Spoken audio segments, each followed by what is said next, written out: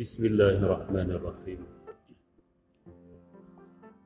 Assalamualaikum warahmatullahi wabarakatuh.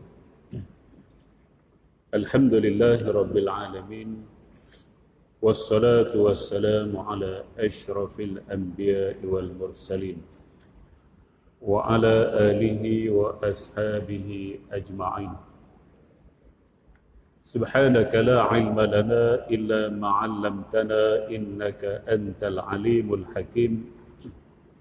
Qala rabbi shrah li sadri wa yassir li amri wahlul 'uqdatam min lisani yafqahu qawli, amma ba'du.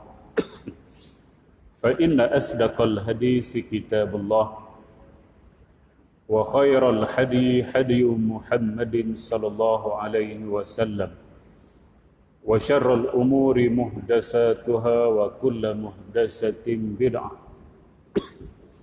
wa kullu bid'atin dalalah wa kullu dalalatin finnar.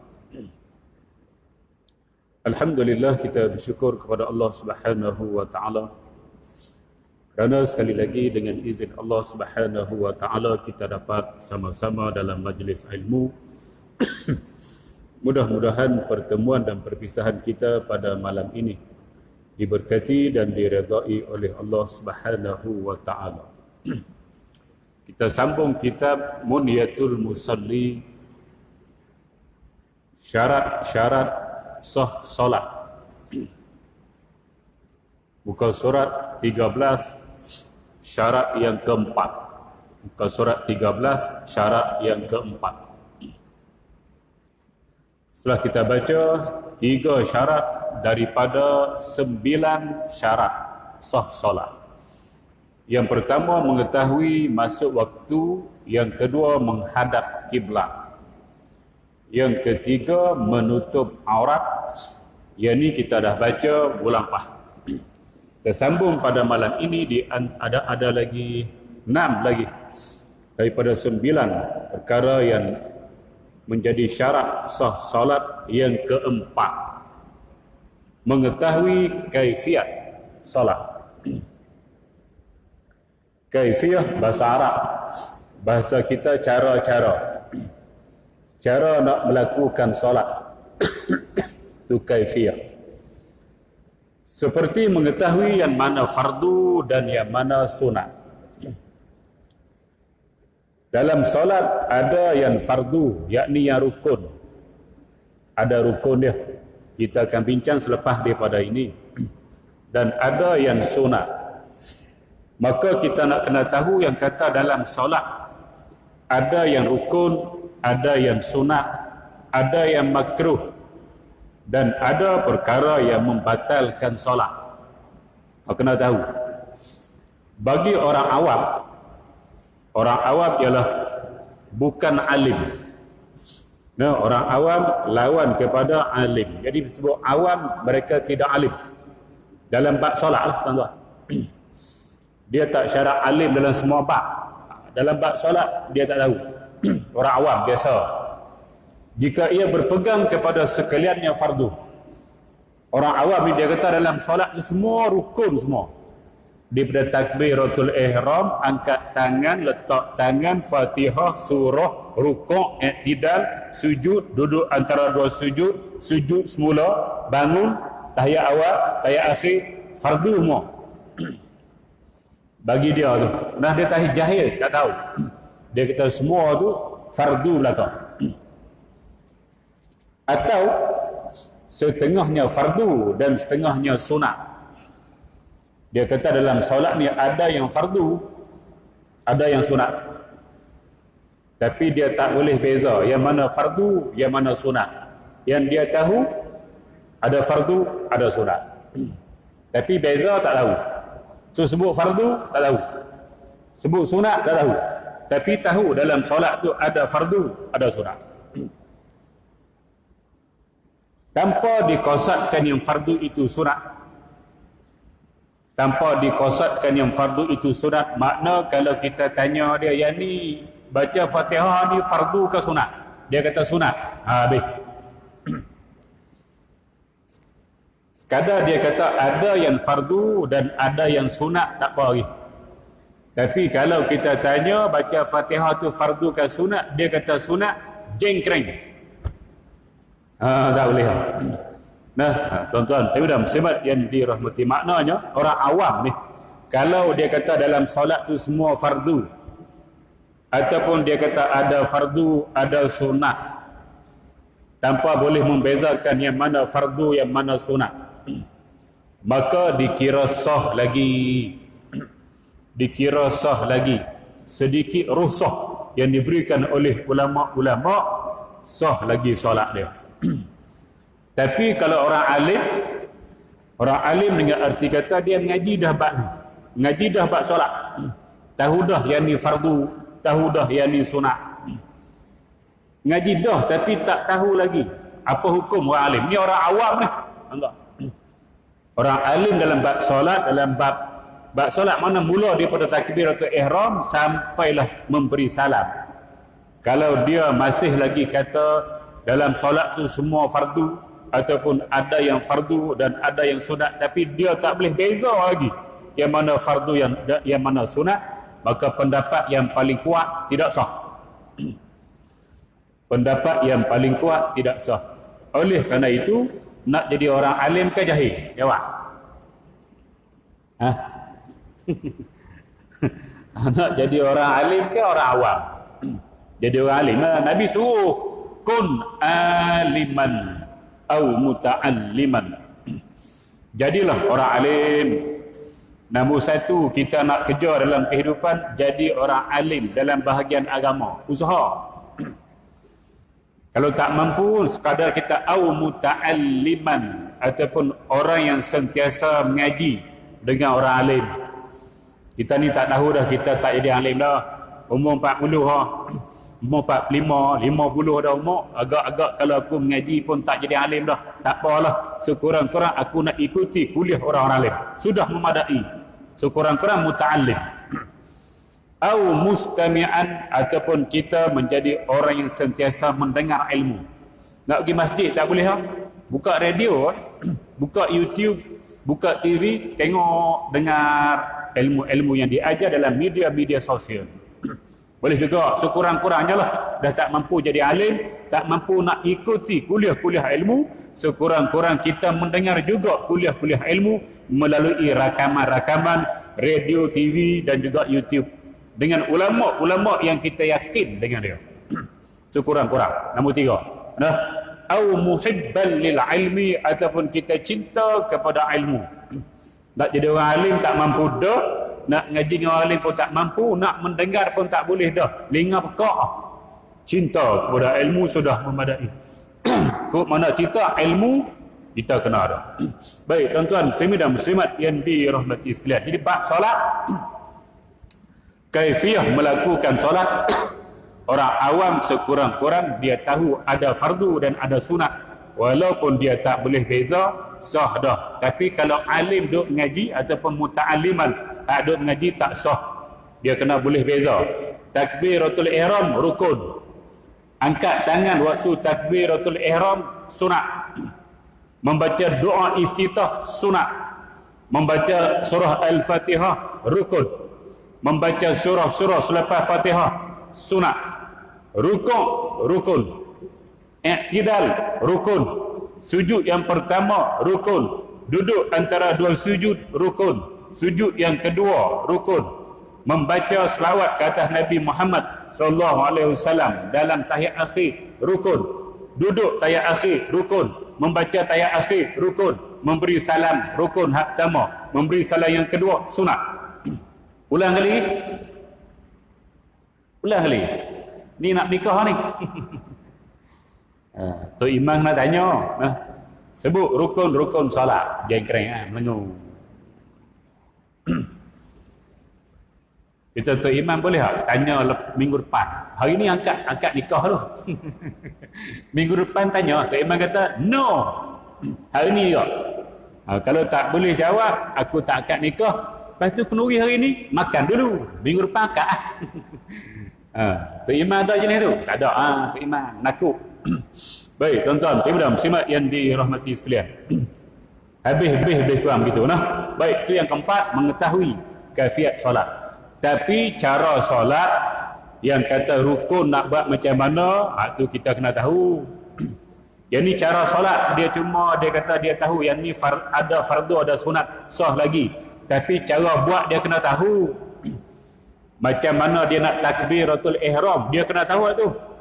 Kalau dia takbir Allahu Rahman, sedap sikit kan? Lama dah Allahu Akbar, tukar Allahu Rahman, sah jengkreng. Dia kena tahu takbiratul ihram tu hanya kalimah Allahu Akbar. Sebutan Allah mesti tebal, tak boleh nipis. Kena tahu yang tu wajib ngaji. Kalau dia tak ngaji, tak sah solat. Walaupun dia orang awam, dia kena tahu cara. Ini cerita lain, tuan-tuan. Rukuk dia kena tahu, Fatihah dia kena tahu. Dia kena mengaji dengan tok guru macam mana nak baca Fatihah. Kalau dia tak ngaji, solat dia tidak sah. Hak ni tak kira dalam bab ni, tuan-tuan.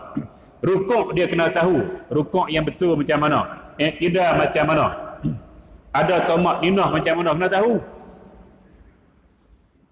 Saya duduk tengok kebanyakan orang solat, rasa pada pandangan saya tak sah.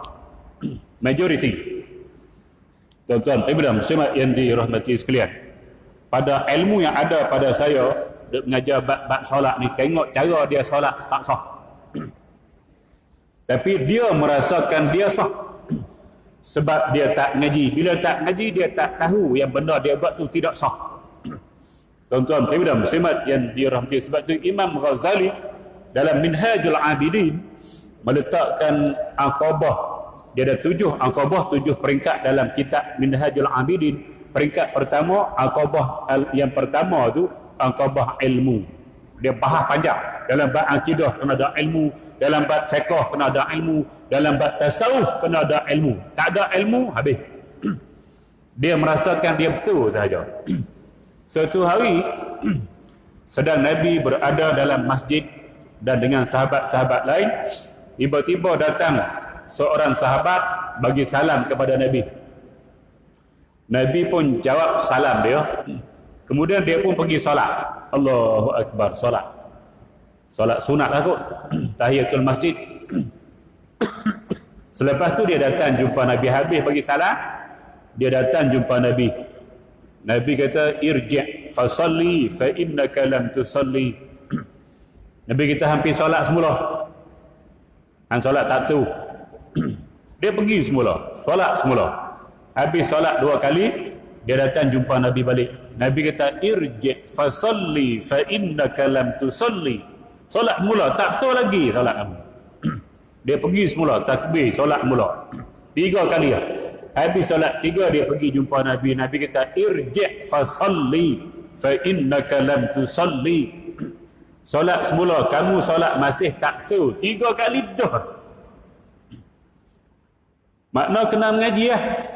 Nah, bab ni cuma kita, kalau kita tahu ada yang fardu, ada yang sunat, tak apa, sah dah kata ulama. Tapi cara nak buat tu kena mengaji. Nabi suruh solat mula. Dia dah 3 kali dah tak erti dah. Dia kata, ya Rasulullah, tak boleh dah. Tolong cerita tak mana salah. Aku tak tahu. Nabi kata, iza kumta ila salah. Apabila kamu nak melakukan salat, fakabbir, pertama takbir, Allahu Akbar. Summa qra' ma tayassara ma'aka minal Qur'an. Kemudian kamu kena baca apa-apa ayat Quran yang mudah bagi kamu. Makna yang ni dia tak sebut Fatihah habis ni. Sebab tu mazhab Hanafi dia tidak rukun Fatihah. Tapi Syafi'i dia Fatihah tu rukun. Dia bukan ambil hadis ni, hadis lain. Nah, la salata liman lam yaqra bi Fatihatil kitab. Tidak sah solat orang yang tidak baca Fatihah. Tu Syafi'i ambil sana, hadis lain. Hadis ni kata baca Quran saja. Nah, suruh apa pun tak apa. Baik, tuan-tuan, ibu-ibu muslimat yang dirahmati sekalian. Lepas tu Nabi kata summarka hatta tatma'inna raki'an. Kemudian kamu hendak rukuk dalam bentuk kamu ada tamak ninnah. yang sempurna waktu rukuk. Summarfa hatta ta'tadila qa'iman, kemudian kamu bangkit daripada rukuk sehingga berdiri betul. Summasjud hatta tatma'inna sajidan, kemudian kamu sujud. Dalam sujud tu ada tamakninah, berhenti sebentar yang sempurna. Nabi kata summaf'al zalika summaf'al zalika fi salatika kulliha, kemudian kamu buatlah macam tu dalam rakaat-rakaat yang lain seperti mana yang kamu buat ini seluruhnya. Makna kesalahan dia tidak ada tamakninah dalam bab tu. Sahabat ni solat tak ada tamakninah. Nah, dia rukuk tu tak ada tamakninah. Kemudian iktidal pula tidak ada tamakninah. Sujud pula tidak ada tamakninah. Tak betul solat. Kena jaga. Kita sami Allahu liman hamidah, kena ada tamakninah, berhenti sah. Jangan bergerak apa-apa pun. Sah 1 second. Sekurang-kurang. Allahu Akbar, baru terus sujud. Ni dak sami Allahu liman hamidah, Rabbana lakal hamd, Allahu Akbar. Dia ada tamakninah? No. Ni tamakninah kepala otak apa? Duk garui. Sami Allahu liman hamidah, Rabbana lakal hamd. Allah. Ada bukti tak? Ada. Kan nak sah kalau nak solat. Baik tak mengaji. Suka-suka hati dia salat. Itu contoh satu, banyak lagi hak kita duk tengok. Allah kesian. Nak tegur pun biar pi ya. Tuan-tuan, malah aku. Sebab apa? Bangsa lain. Bangsa lain. Jengkreng. Dah hak bangsa lain lah.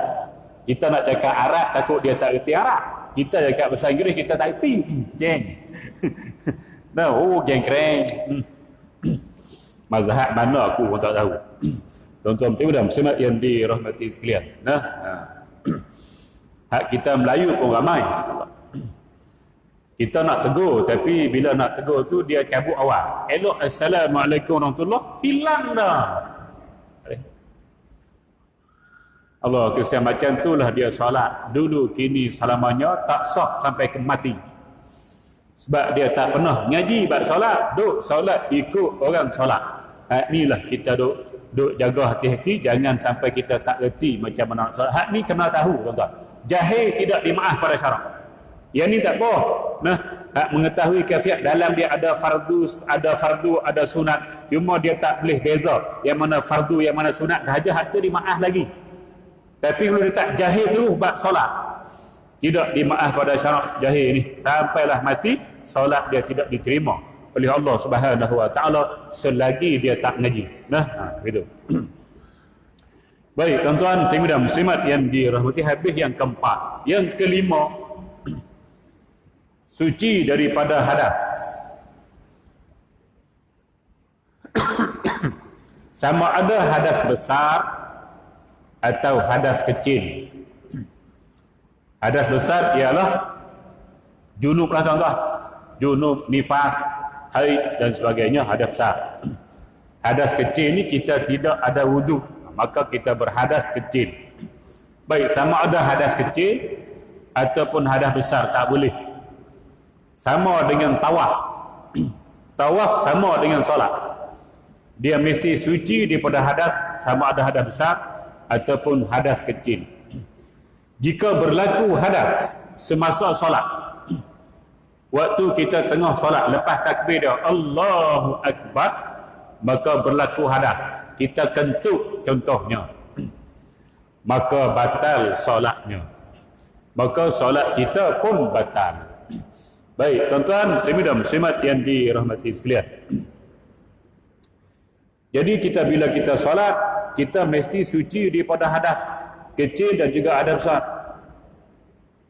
Kalau tidak ada alat untuk kita menyucikan diri, untuk berwuduk contoh, ataupun mandi junub, tidak ada alat. Alat dia ada dua je. Alat untuk bersuci ada dua. Yang pertama ialah air. Yang kedua ialah debu tanah. Untuk bersuci dua ni. Untuk istinja banyak. Istinja ialah untuk kita basuh najis, sama ada kencing atau berak, tu istinja. Banyak. Air boleh guna, debu tak boleh guna, batu boleh guna, dan segala perkara benda-benda yang kesat, yang tidak dihormati dan tidak menjadi makanan manusia dan jin selain daripada tulang dan juga kuku, boleh guna untuk istinja ni. Tapi untuk bersuci daripada hadas kecil dan besar dua. Yang pertama air. Mana sesiapa yang boleh menggunakan air, maka dia kena guna air. Nah, mana dia nak wudu, kena guna air. Tak boleh nak pilih, aku malah guna air, nak guna debu, tak boleh. Guna air. Kalau tidak ada air, baru guna debu, tayamum. Ataupun ada air, tapi kita tak boleh menggunakannya sebab kita sakit. Doktor kata kalau kena air, penyakit ni lambat sembuh. Maka kita guna debu. Tiba-tiba debu pun tak ada, air tak ada, debu tak ada. Dua-dua alat untuk bersuci tak ada. Orang panggil faqidut taharai. Orang yang kehilangan dua alat bersuci. Kena solat ke tidak? Kena solat? Tak sah kan? Tuan-tuan, muslimat yang dirahmati sekalian. Yang ni kita solat juga, nama dia solat hormat waktu. Solat hormat waktu. Kita berada di satu tempat, tidak ada air, tidak ada debu. Waktu masuk dah, ayat tak ada, cari debu pun tak ada. Duduk dalam penjara contoh, mereka tak buka hari tu. Nak cari ayat tak ada, nak cari debu pun dalam penjara tak ada, bersih. Maka dia wajib solat. Nama dia solat hormat waktu. Lepas tu, kalau dia bertemu dengan air ataupun bertemu dengan debu, dia kena berwuduk semula ataupun bertayamum kalau ada debu, dan dia kena qada semula solat dia. Solat hormat waktu tu. Walaupun ada pendapat kata tak perlu qada, tapi bila ada khilaf wajib qada dan tidak wajib qada, maka kalau kita ada kesempatan kita qada. Nak bagi al-khuruj minal khilafi aula, kita keluar daripada khilaf lebih baik. Mana hak ni pendapat kata tak wajib qada, hak ni kata wajib qada, dua-dua dalam mazhab Syafi'i. Maka cara yang selamat qada lah. Keluar daripada khilaf qada. Tetapi bila kita bertemu dengan air dah, ada ayat dah, ada debu, tapi buat lama sampai masuk waktu ni tak qada lagi, masuk waktu ni tak qada lagi, masuk waktu ni tak qada lagi, pak mati dosa. Tak mati tak boleh, mati berdosa. Oleh kerana itu bila kita solat tanpa wudu dan tanpa tayamum, bila kita jumpa alat untuk berwudu dan alat untuk bertayamum, maka kita cepat-cepat wuduk dan tayamum, qada semula solat hak kita solat sebelum daripada ini. Tuan-tuan, ibu-ibu muslimat yang dirahmati, selain daripada tidak ada air dan debu, solat tidak menghadap kiblat juga sama hukum dia. Ada pendapat wajib qada, ada pendapat tak wajib. Maka al-khuruj minal khilaf aula, keluar daripada khilaf itu lebih baik, maka qada itu lebih baik. Sebab itu tabung haji memfatwakan siapa pergi Mekah dalam perjalanan dia, kalau lari daripada kiblat, dia nak solat diri tak boleh. Dalam keadaan kapal yang bermasalah, yang gegaran kuat, kita tak dibenarkan berdiri, kita suruh duduk saja, pakai seat belt saja. Maka kita solat duduk atas kerusi kita. Kiblat kot ni, kita duduk kot ni. Maka sampai di airport Jeddah, qada mula. Solat yang tidak menghadap kiblat tadi atas kerusi kapal tadi, yang kita tak boleh nak ke arah kiblat sebab tak boleh nak diri dan sebagainya, maka sampai Jeddah qada semula. Begitu kaedah.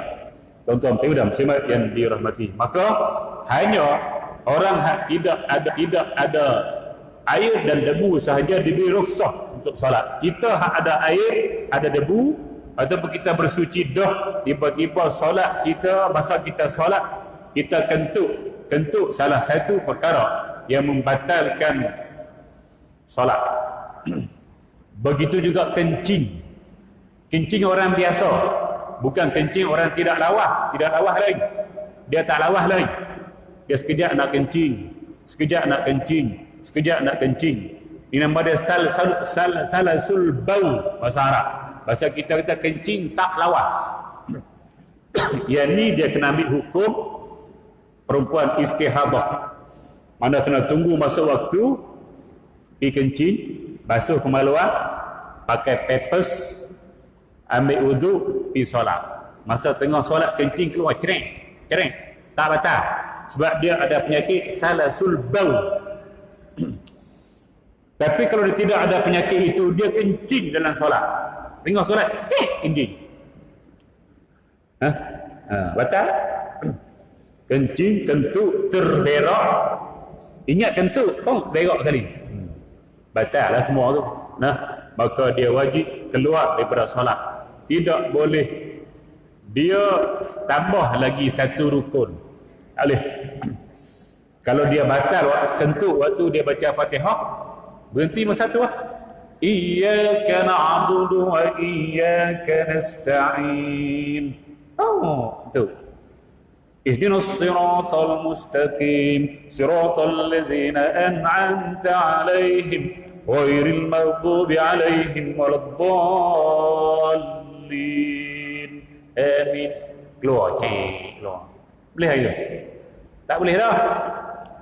Ia kena wudu pun, berhenti terus. Jangan duk baca lagi dah. Kalau tu imam lah. Kalau kita makmum pun sama.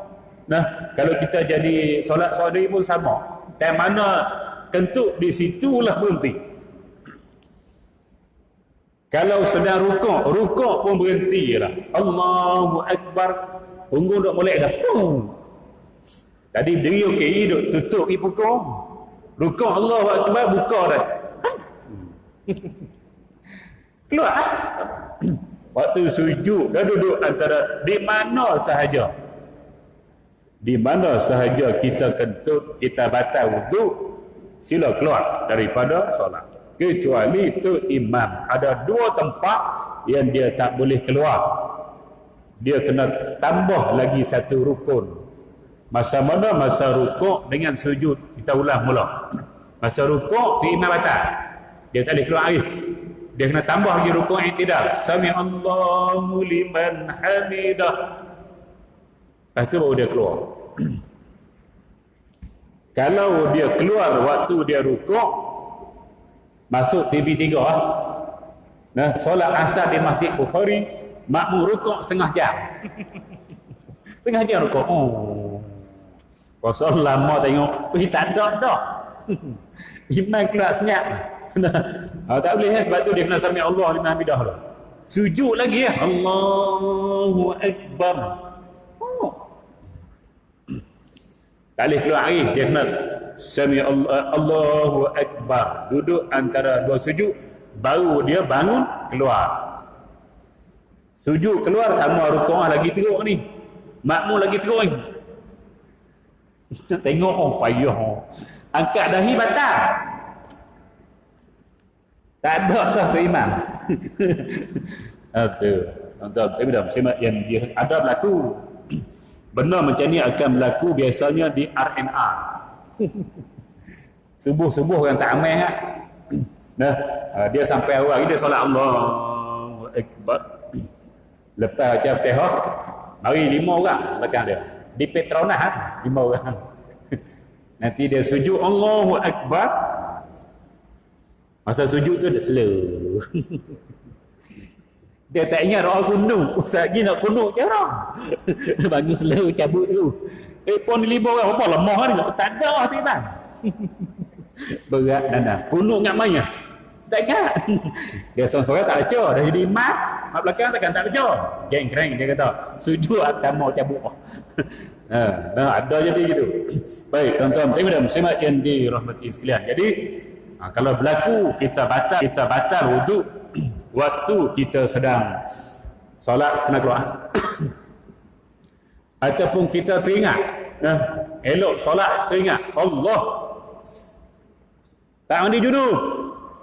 Jemaah biasanya sujud jadah lah tu. Tu imam kelang kabut. Imam 65. Tak apa ingat aku malam junub kedok. Dia gitu kan. Tapi dalam solat yakin junub malam Allah.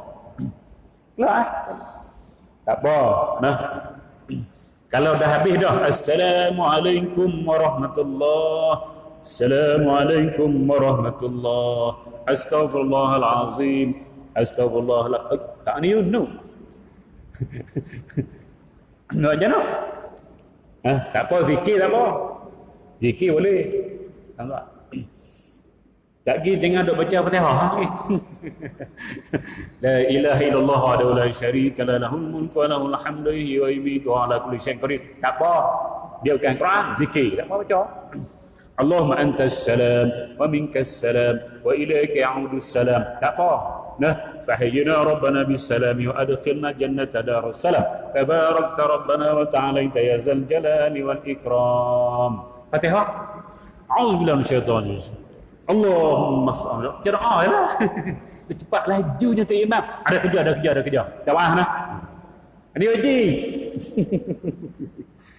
Solat dia tak sah, solat makmum sah. Jadi tak payah duk ceritalah. Buat cepat-cepat sikit, saya ada kerja. Balik. Tak apa. Hak bodohnya ni, saya minta maaf. Saya baru teringat, saya tak mandi wajib.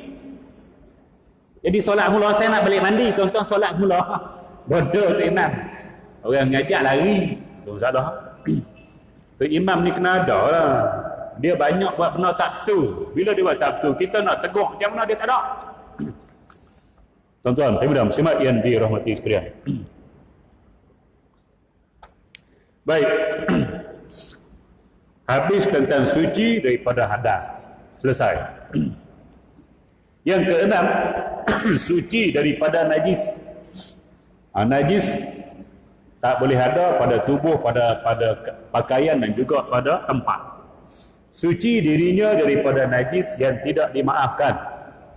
Najis dimaafkan tak apa, nanti dia sebut di belakang. Najis yang tidak dimaafkan pada tubuh. Tubuh ni anggota tubuh lah. Seluruh anggota tubuh kita ni. Kalau ada najis, sebahagian daripada anggota kita ada najis tak boleh. Ada tahi cicak. Ada tahi cicak sekurang-kurangnya. Tahi cicak najis tidak dimaaf pada syarak. Maka ada di tubuh ke, ataupun di kain pakaian, di baju, di kupiah, di kain pelikat, tak kira. Pakaian hak kita pakai waktu kita solat. Kalau jubah ada tahi cicak di tubuh atau di pakaian. Dan tempat solat ialah tempat yang kita berpijak dan kita letak tangan, letak dua lutut, letak dahi. Itu tempat. Contoh kita solat, masa kita berdiri, maka dua tapak kaki kita duduk macam tu. Hak bawah tapak kaki itu tempat. Makna kalau di bawah tapak kaki kita ada tahi cicak, kita pergi pijak tak boleh. Di celah tak apa. Celah tu bukan tempat solat kita. Tempat kita pijak dua ni saja. Di celah tu tahi lembu, seketul. Tak apa. Boleh tak? Bukanlah masjid lah, kita solat di luar. Masjid penuh, kita duduk keluar. Tiba-tiba ada tiap lembu, kita pitak kaki sini satu, sini satu. Tiap lembu tengah. Tak kena, tak apa. Lepas tu nak duduk je nak duduk. Geng keren kan? Kena juga. Mana kalau di depan ni, tengah-tengah ni, tak apa. Makna nanti kita rukuk tak kena, kita sujud pun dia duduk bawah dada. Dada tak kena bawah. Tak apa. Tapi makruh je lah. Kalau kita boleh elok, tak apa. Tak boleh elok, tak apa. Sah solat. Cuma makruh sengaja pergi solat bawah dekat tahi lembu situ. Tuan-tuan, ibu-ibu muslimat yang dirahmati sekalian. Jadi ingat dulu, Najis tak boleh kena pada tubuh, tak boleh kena pada pakaian, dan tak boleh pada anggota. Anggota pertama, dua tempat kita letak dua tapak kaki. Yang kedua, tempat kita letak dua tapak tangan masa kita nak sujud. Yang tiga, tempat kita letak dahi kita masa kita nak sujud. Yang keempat, tempat kita letak dua lutut kita masa kita nak sujud. Inilah nama dia tempat solat. Tempat ni tak boleh ada najis. Mana-mana bahagian badan tidak tersentuh dengan najis pada gerak dan diam. Waktu kita gerak pun tak sentuh, waktu kita diam pun tak sentuh. Maka tidak sah solat jika terdapat mana-mana satu daripadanya. Hak ni jahil pun tak sah. Tuan-tuan, kalau dia jahil pun tak sah juga solat dia tu. Hak tadi tak boleh, hak ni tak boleh. Kena tarik cicak je, tak sah. Tapi dia tak tahu, dia tak mengaji, ingat tak apa, tak sah. Sebab itulah kita kena mengaji sangat-sangat. Maka tidak sah solat jika terdapat mana-mana satu daripadanya. Dan tidak sah solat bagi orang yang menanggung sesuatu yang bersambung dengan najis. Kita tak boleh tanggung najis. Macam mana tanggung najis? Yang pertama sekali, anak kita duk solat, dia pergi lompat atas belakang masa kita sujud. Budak-budak kita kan kerti bahasa. Kita sujud Allahu Akbar, dia duduk atas belakang pak dia. Miau, miau, miau. Anak itu, dia pakai pampers. Dalam pampers dia ada kencing, ada berak. Maka waktu itu kita menanggung najis. Kita kena cepat-cepat angkat dia tak bawah. Cepat-cepat angkat dia tak bawah, tu kaedah dia.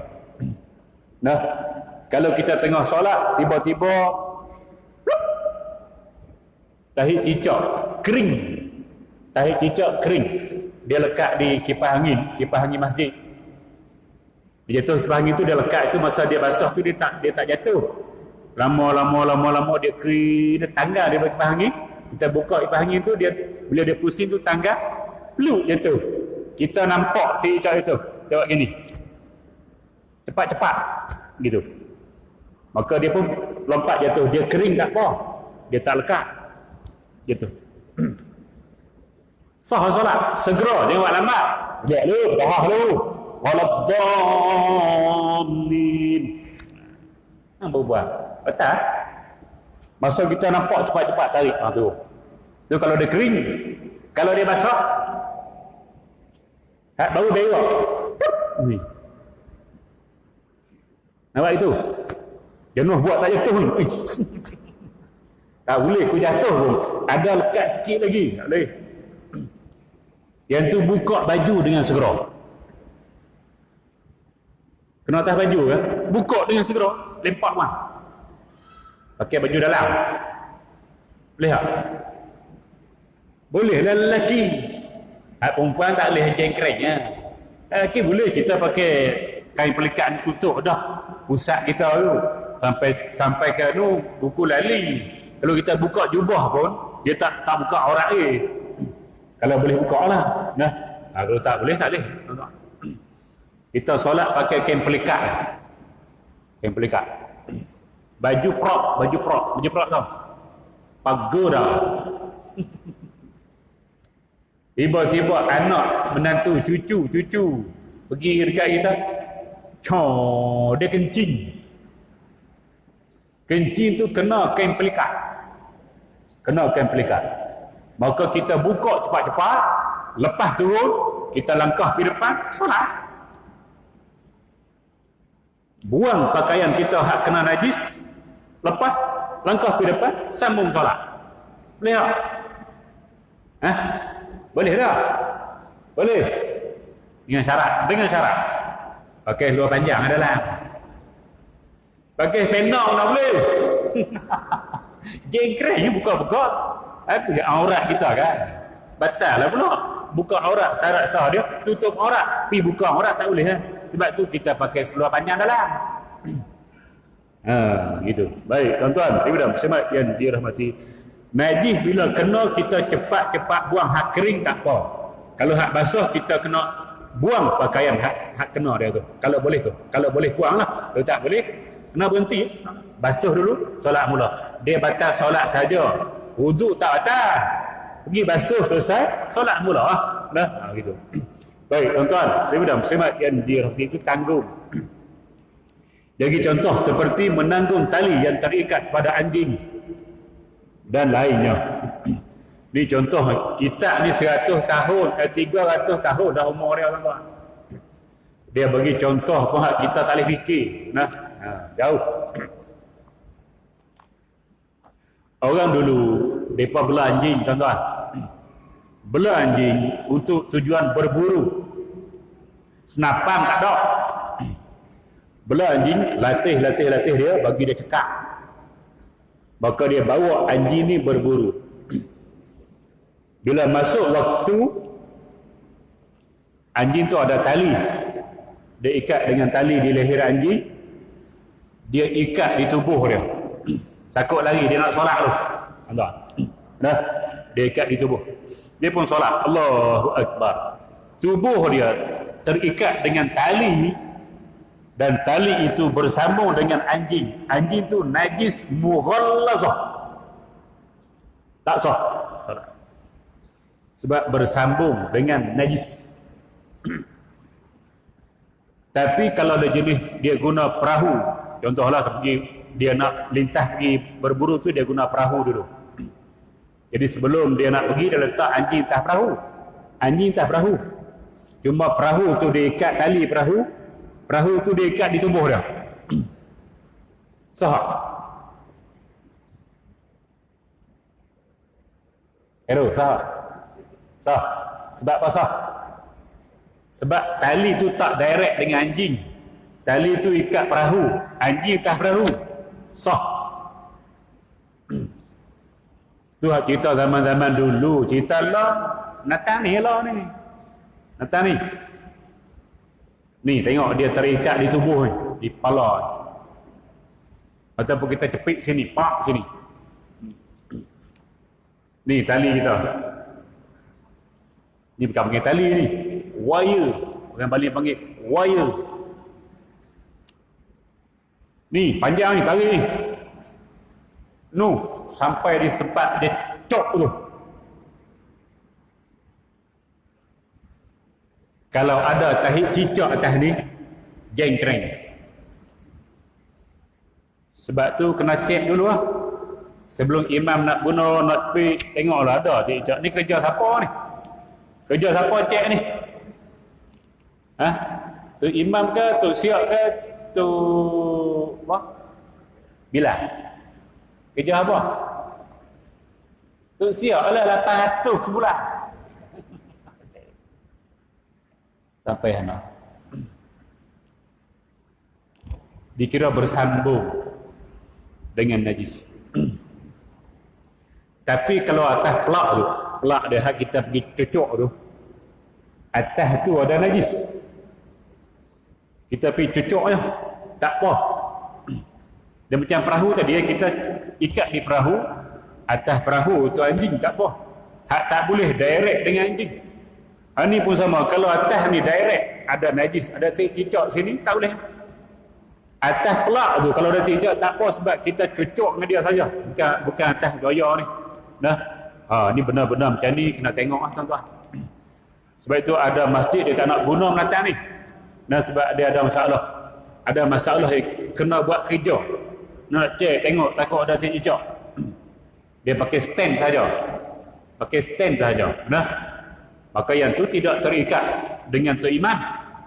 Tu imam baca, kat tu Tapi masalah ni masa dia nak rukuk, Allah. Masa rukuk, masa mula-mula kuat, Allah. Slow, tak bunyi. Dia lari pada mikrofon, tak bunyi. Tu Allah. Allah. Jadi jengkreng. Jadi makmum jadi pelik, tak ada suara, tak ada Allahu Akbar tak bunyi. Midah bunyi midah. Jadi masalah tu pula. Nah, maka bila kita nak buat gini, tuan-tuan, nak kena cek tengok takut-takut ada tai cicak yang ada sin. Baik, itu kalau kita nak jaga betul-betul lah solat, sebab tu tali najis seperti menanggung tali yang terikat pada anjing tu sambung yang benar ni. Baik tuan-tuan muslimat yang dirahmati sekalian. Dan sah solat jika terdapat najis selagi tidak bersentuh dengannya. Ketika bangun dan duduk, najis duduk depan saja, kita berdiri tak pijak dia, kita sujud pun duduk bawah dada, tak ada apa, sah solat terakhir. Baik, najis yang dimaafkan. Ini disebut contoh najis dimaafkan. Jadi kalau ada pada tubuh, ada pada pakaian, kita pergi pijak ke, kita pergi tekan dengan tangan ke, sujud atas dia ke, dimaaf pada syarat. Mana sah solat. Apa dia? Seperti kesan tempat istinja. Kesan tempat istinja ni, kita istinja dengan batu kita tak guna air alat yang paling sesuai untuk nak hilang istinja ni, hilang habis, tak ada apa orang kita basuh tu jadi kesak, tak ada najis. Kalau kita guna batu untuk kita sapu najis kita, kalau kita berak guna batu, kita guna 3 biji batu, kita sapu buang 3 kali, tengok dah okey dah. Okey lah.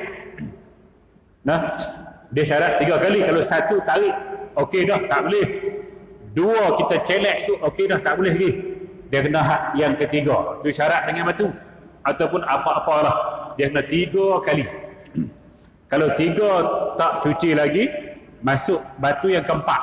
Batu keempat kita sapu lagi. 4 suci dah, rasa okey dah, tak ada dah, tambah lagi 1 sunat, tambah lagi 1 bagi jadi ganjil. Tu kaedah dia. Baik, kita buat dah dengan batu, okey dah. Tapi batu ni walaupun okey, nanti bila kita solat kita rasa licin. Di tempat berak kita tu rasa licin, rasa macam ada. Hak ni dimaaf pada syarat. Dimaaf pada syarat, tak apa. Walaupun kita rasa macam ada lagi ni, tak apa, dimaaf pada syarat. Nama dia kesan tempat istinja.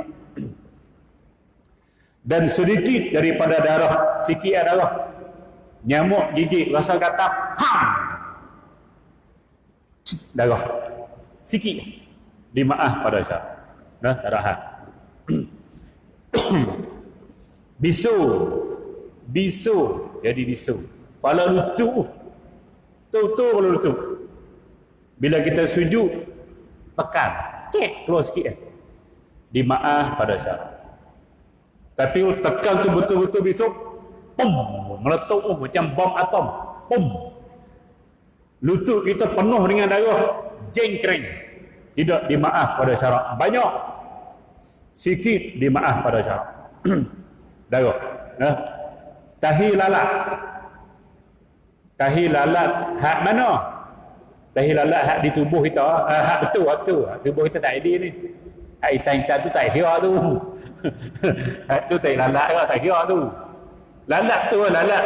Contoh dia pergi hinggap di tahi lembu ke, tahi kambing ke. Tahi kambing tak apa, dia bulat-bulat tahi lembu contoh. Tahi ayam pone tu pone. Hak cayak tu. Dia pergi ngak situ, dia terbang, dia hinggap di kita pula, lekat itu tahi ayam, dimaaf pada syarat. Sebab kuantiti dia sedikit. Tanah jalan raya yang najis, bila hujan lebat, tuan-tuan, tahi lembu, tahi kucing semua bercampur dengan tanah habis, jadi satu lecah. Tiba-tiba kita lalu datang motor, cium, kena kaki jubah kita sikit. Dalam tu ada tanah, ada tahi, dimaaf pada syarat. Tapi kalau tahi sahaja, tahi lembu je, motor tu betul-betul tahi lembu, hak tu tak boleh. Sebab dia memang betul-betul najis sahaja, tuan-tuan. Tapi kalau bercampur dengan tanah jadi lecah tu, campur tahi apa ada situ, kencing lembu pada situ, dia maaf pada syarak. Sebab nama dia umumul balwa. Tak apa. Nah, tuan-tuan, muslimat yang dirahmati sekalian. Kita solat di masjid ni banyak burung contoh. Ada masjid burung banyak. Tahi burung saja. Tuan-tuan. Bila kita solat dia pergi berak atas kepala dah. Dimaaf pada syarak. Sebab umumul balwa tak lagi dah. Macam di Mekah tu burung pati banyak. Nah, kalau kita solat di dataran Masjid Haram, tiba-tiba burung pati terbang pergi berak, dimaaf pada syarat umumul balwa. Benda hak kita tak payah kita nak mengelaknya, maka dimaaf pada syarat. Tapi burung hak masuk dalam bilik kita tak maaf. Kita buka tingkat sikit nak bagi angin masuk, kita solat sunat duha contoh. Burung ciak rumah, dia cium masuk dalam bilik tu. Masa kita solat dia betul-betul atas kepala. Tengok. Sahab. Tak boleh. Sebab bilik kita bukan umumul balwa. Bilik kita tak ada burung pun, tak pernah masuk pun. Tiba-tiba masuk dia berak sekali, tak sah. Tapi masjid hari-hari burung ni. Nah, duk berak kat atas kapet, duk kena sapu semua. Tempat-tempat tak boleh nak mengelak ni. Dimaaf pada syarak. Nama dia umumul balwa. Jadi kita kena boleh beza antara satu dengan yang lain. Baik tuan-tuan. Tanah jalan raya najis, darah tumor, yang ni kutu anjing, kutu babi dia tak sebut, Piramli sebut dalam filem Seniman Bujang Lapuk, kutu babi batal wudu, dia tak ambil kitab mana aku tak tahu. Darah bisul yang sikit lah dia maaf, nanah yang sedikit dia maaf, danur ni ayat besar. Ayat besar. Kita luka kita dah jadi kering hitam, dia keluar ayat besar tu dipanggil danur. Dan air kuman yang ada bau hanyir. Nah, dimaaf, sikit-sikit dimaaf. Jika ia solat dengan najis yang tidak dimaafkan dengan tidak mengetahuinya atau terlupa kemudian teringat, wajiblah ia mengulangi solatnya. Tak boleh tuan-tuan. Sebelum dia solat dia duk angkat anak, tiba-tiba anak tu kencing kena di sini, di hujung jubah ni kena kencing dia. Dia kata tak apa lagi, dia pun pergi bagi anak pada bini dia. Dia tak basuh lagi ni, tak basuh lagi, ada kerja sikit, lepas tu kering lah, ayat kencing dia kering, dia pun tak basah. Pergi solat berjamaah di masjid, balik rumah, Allahu Akbar, tadi kena kencing sini, tak basuh lagi, maka solat dia tidak sah. Dia kena basuh mula. Nah, ataupun dia buka baju, ambil baju lain, dia kena solat semula. Kalau masih ada waktu, dia solat mula. Kalau habis waktu dah, qada dalam waktu lain. Sebab tadi tahu dah, cuma buat lambat terlupa. Sebab tu kena cepat, jangan buat lambat. Tuan-tuan dan muslimat yang dirahmati sekalian, itu kalau kita tahu sini. Kalau kita kena najis, kita tak ingat belah ni ke belah ni tadi, belah ni. Jangan. Kena tu yakin kena, tapi tak ingat belah kanan ke kiri tadi, tak tahu. Jangan. Dua-dua kena basuh. Belah ni kena basuh, belah ni kena basuh. Kalau kita kena najis, kita tak perasan, kena tak mana? Kena di tangan sebelah sini ke, di sini ke, tak tahu tak mana. Tapi yakin kena. Macam mana? Basuh semua kali. Ayah basuh, tukar baju baru lah bodoh. Basuh tu kemudian tukar baju baru, tak tahu sini, tak ingat. Kena tapi tak ingat. Seluruh kena basuh. Itu kaedah dia. Baik. Tuan-tuan dan muslimat yang dirahmati sekalian. Habis. Jadi yang ketujuh, sambung 2 minggu daripada sekarang. Kita tengok soalan. Lewat ni.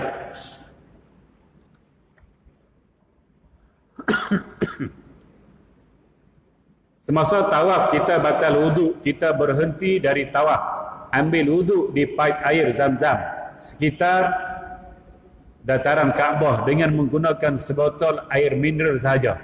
Sahkah pencerahan? Baik, ambil wudu dengan air zam-zam, haruslah, tak ada masalah. Kemudian dia menggunakan sebotol sahaja. Baik, dia biasanya orang pergi haji dan umrah, biasanya lah di antara kelengkapan haji dan umrah dia ada satu botol spray. Nampak? Sebab tu benda ni kena hati-hati betul-betul. Kita tahu nak pergi tawaf, takut kita kentut, sentuh ni tak apa weh.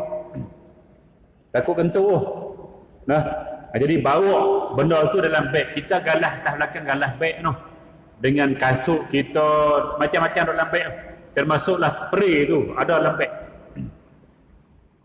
Kita guna spray je, tak payah pi lah, jauh nak pergi keluar tu, dia nak masuk mulut. Bila kita ada spray tu, kita cuma ke tepi saja, ke tepi, takut orang pijak kita duk lalu, kita ke tepi saja spray muka bagi dia mengalir air. Bila dia dah mengalir dah, pak pegang sapu tu jangan diangkat lagi dah. Nah, spray pula tangan, spray bagi dia mengalir sapu. Spray bagi dia mengalir sapu. Sebab tu nak pergi haji umrah memang kena ada benda tu. Tiba-tiba bawa dah tinggal dia bilik hotel. Ni kata tak. Buat haji umrah tidak ada perancangan rapi, tuan-tuan. Terpaksa lah keluar pula nak cari tempat ambil wudu. Bawa botol saja. Nah, tak apa, botol pun boleh guna, tapi kita nak gini ya.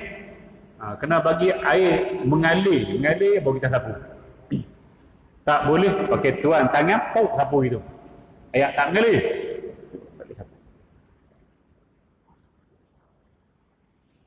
Tapi ada dah kita keluar dah daripada kawasan Mataf ni, tempat tawaf.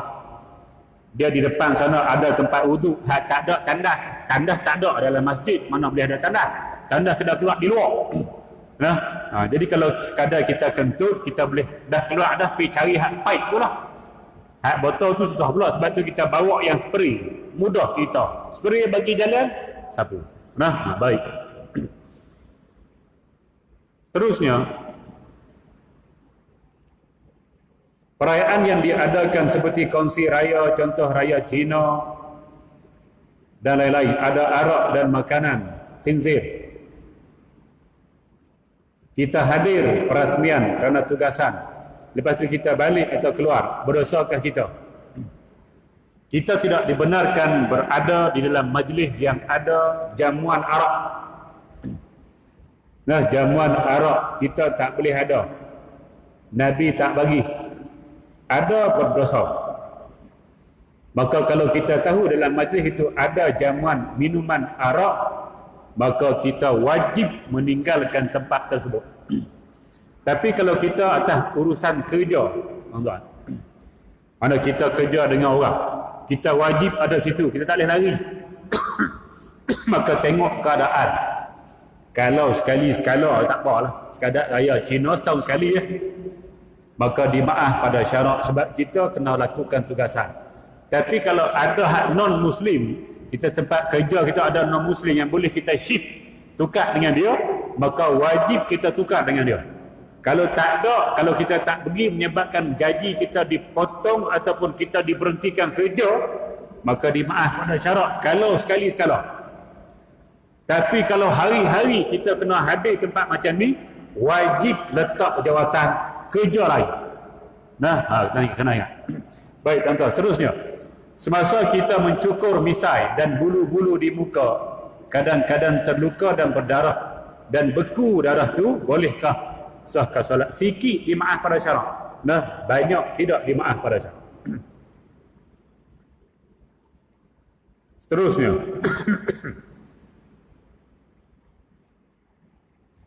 Saya ada dengar dari ustaz lain, guna wayar yang terkena najis boleh guna jika najis itu terkena wayar yang panjang semasa solat. Wayar itu tak bergerak untuk pencerahan. Baik, kalau wayar itu panjang, mana bila dia bergerak sampai kepada wayar hak bergerak itu tidak ada najis, tapi hak depan tu ada. Yang tu ada pendapat kata tak apa, tapi ada pendapat kata tak boleh. Nah, jadi al-khuruju minal khilafi aula. keluar daripada khilaf adalah lebih baik. Mana comelnya, walaupun dia tidak bergerak, kita pastikan tidak ada. Nah, bila ada najis, tak boleh kita ambil tisu, pi buat macam ni. Cek ini. Oh, jeng. Ambil tisu. Boleh tak? Basuh najis mutawassithah. Bukan boleh ambil tisu itu. Kena spray ya. Kena dituangkan air di atasnya. Sediakan spray. Baru cuci. Ambil tisu, lap gitu. Memang tak ada najis. Tapi hukum dia tidak suci, spray. Tuan-tuan, jangan mudah. Nah, kita kena tahu cara untuk menyuci najis mutawassithah. Najis apa dia najis mukhaffafah pun kena rinjis. Tuan-tuan. Baik. Berkenaan dengan najis, situasinya ialah seorang jemaah sedang rukuk dan najis cicak yang basah terjatuh di atas belakang badan. Sesudah selesai solat, ada jemaah belakang kita memberitahu ada najis di belakang baju. Adakah perlu kita ulang semula solat berkenaan?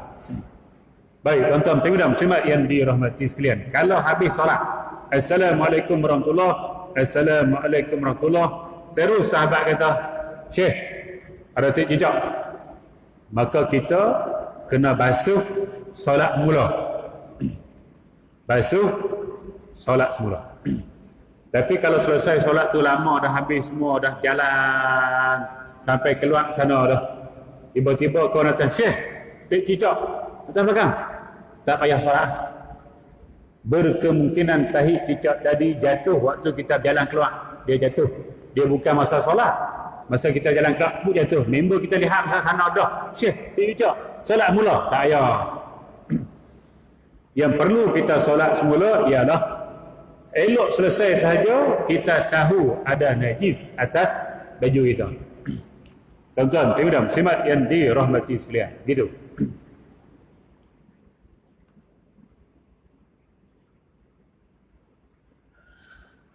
Adakah seorang itu dikira masbuk?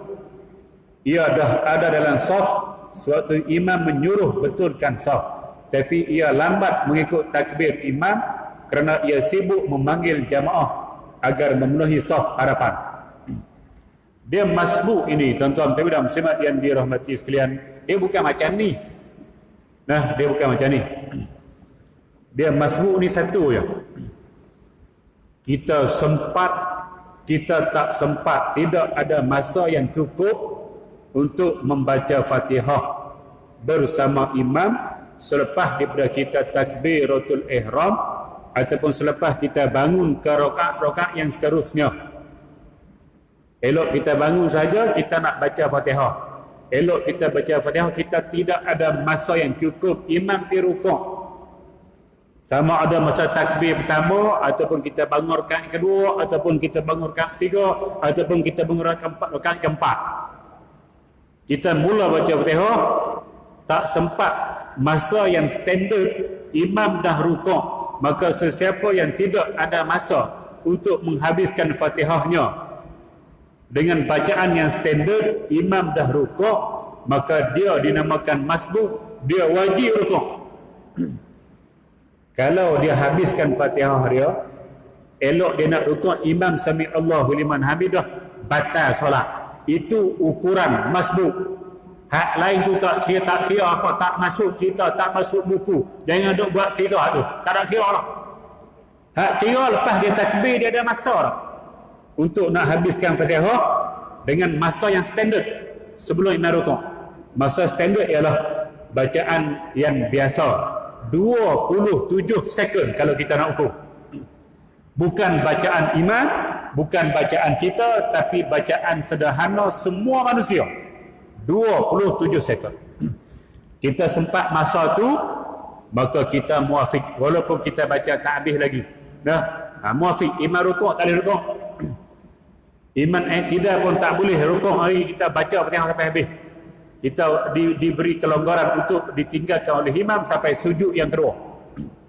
Tapi kalau kita masbuk, kita kena rukuk. Kalau kita tak rukuk lagi, asyik nak habiskan bacaan sampai imam sami Allahu liman hamidah i'tidal, kita tak habis Fatihah sedangkan kita masbuk, solat kita tidak sah, batal.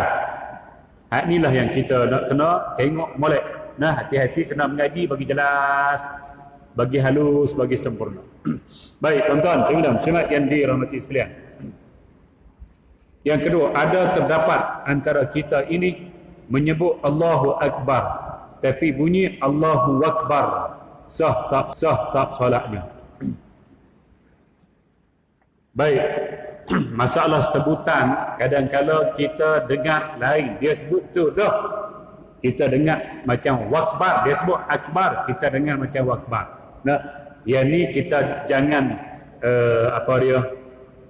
jangan ambil ni sangat, ambil kira sangat. Nanti pergi duk tegur dia, kalau dia tu imam kata tu imam kena solat mula, ni benar jadi isu, Allah. Nah, benar-benar kata tu kita dengar tu lain. Dia sebut tu dah, telinga kita gelong. Jadi tak payah. Kita pakai hak kita sudah, ni sebutan orang. Kita jangan ni sangat. Kita hak kita tu Allahu Akbar gitu. Hak dia tu rasa macam wakbar, rasa. Dia sebut akbar, telinga kita bunyi wakbar. Jangan peduli. Lebih-lebih lagi tu imam. Ni elok tu imam bagi salam, Assalamualaikum warahmatullahi. Assalamualaikum, dia pergi tu imam. Takbir tak betul. Solat mula. Oh, dahsyat. Tuan-tuan. Suruh orang lain jadi imam. Han tak layak jadi imam. Jadi imam pula. Berlaku benar ni tuan-tuan, berlaku. Nah, bayangkan solat Jumaat berlaku ni. Kena solat mula. Nuh keluar dah noh. Game belakang noh, Assalamualaikum warahmatullahi. Tak betul dah. Assalamualaikum warahmatullahi. Dia bagi salam, wah itu imam tak sempat kedua, dia siap dah. Assalamualaikum warahmatullahi. Ting, boom, jalan. Dia pergi jumpa tu imam solat mula. Sebab tak betul. Imam lain jadi solat, jadi imam pula. Hak start motor dah je dah. Geng-geng. Jadi benar-benar macam ni jangan kita rigid sangat.